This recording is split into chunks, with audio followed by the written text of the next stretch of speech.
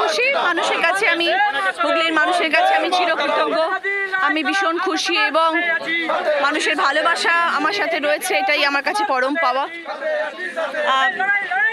দিদি নাম্বার 1 কার্যত আপনার কাছে তুরুপের তাস হয়েছে, এত জনপ্রিয়তা, সেই জনপ্রিয়তার ফল দিয়েছে মানুষ।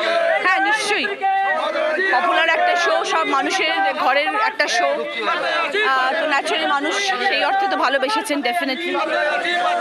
দিদি নাম্বার 1 কে? মমতা বন্দ্যোপাধ্যায় দিদি নাম্বার 1, আমাদের পশ্চিমবাংলা দিদি নাম্বার 1, ভারতবর্ষের দিদি নাম্বার 1। ধন্যবাদ কাকে দেবে? আমার হুগলির মানুষকে দেবো, যারা আমার উপর বিশ্বাস রেখেছে, আস্থা রেখেছেন, ভালোবেসেছেন।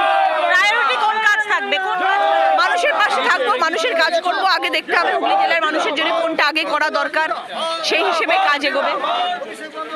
ধন্যবাদ আপনাকে। আমরা রচনা বন্দ্যোপাধ্যায়ের সঙ্গে কথা বললাম, তিনি জানালেন যে হুগলির মানুষের পাশে থাকবেন তিনি। জেতার পরে প্রথম প্রতিক্রিয়া দিলেন জি 24 ঘন্টাকে। জি 24 ঘন্টার জন্য দীপের সঙ্গে দেবারতী, হুগলি। বাংলার আওয়াজ, বাঙালির আবেগ, জি 24 ঘন্টা।